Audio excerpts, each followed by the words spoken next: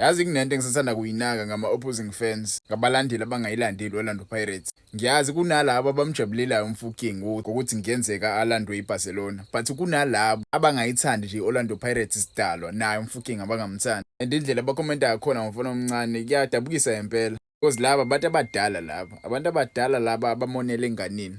Uma subheke isuccess kaMfuking, umfuking mayase athathwe iBarcelona, afika abe successful lapha eSpain. Lo mfana lo uzovula iminyango for ama-team amaningi ase-Europe uthi afike la azolanda ithalent elincane, yabo. So wena ezumlandeli we-Kaizer Chiefs, ezumlandeli we-Mamelodi Sundowns, why uqala why uba nonya udinwa uma ubona ithalent njengomfuking edlalela Orlando Pirates lifuna ama-team aphezulu, yabo. Siyabazi umfundo Vilakazi bayashisa mfethu.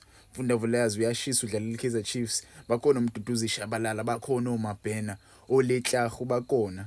But right now kubonakala umfana ziningi izinto asezenzile, yabo, ezenza on a big stage kuma cup finals edlala amathema amakhulu, yabo. Izinto ezikanje zenza ama scouts overseas amlocate umfana ambone uthi okay lo, yabo. Cause ade ngibuka le comment la ku-Twitter uthi lo muntu lo, I don't see that happening. I mean Barca latest sensation Yamal has 10 assists in all competition. Rele has what? 3 dribbles and 1 standing on football. Chance, this ain't gonna happen. Ngokomthetho uthi uYamin Yamal unama-assist ayi-10 kule season le. Kuwo wonke ama-competition uYamal unama-assist ayi-10 and umfuking ku-9, yabo. Unama-dribbles ayi-3, yabo, nokuma phezu kwebhola akukho kunyanako. Kodwa uma usuyibheke le nkulumo le, inkulumo inenzondo phakathi, yabo.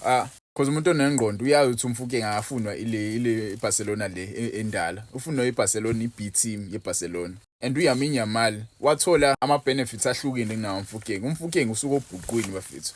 Umfuking usuke obhuqwini, edlala obhuqwini. Asisithombe sakhe la eshuthe nalo baba lo uRakhale, yabo, ilegend yeOrlando Pirates.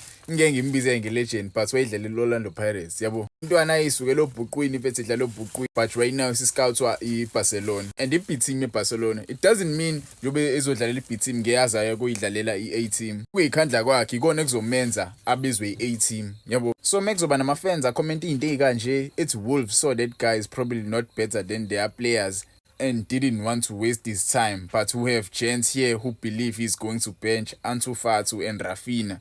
Again, I don't think these people understand ukuthi umfuking ufunwa iB team. Ngisasho namanje, yabo. Uma usubheke ulandele kahle kahle umfuking akafunwa iA team eBarcelona, ufunwa iB team, yabo. iB team nabo inabo abadlala uYamin Yamal naye wedlala kwiB team eBarcelona. Ungamboni nje sekwi-A team right now cause uyadlala naye usuka kuleza intwana zeyidlala ba.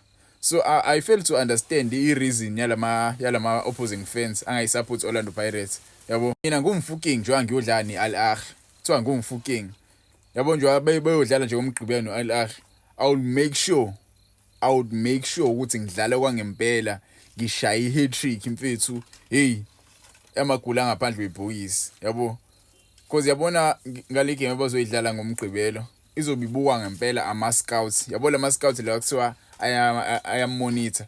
I feel like le game ezodlalwa ngomgqibelo bazobembuka, and umfana kumele enze sure ukuthi kuleyo game uyaperforma impela. Kumele afake umfutho ogcina ngci, last number umfutho mfethu, cause siyamdinga umfuking kuleya game, simdinga nje ngempela, yabo.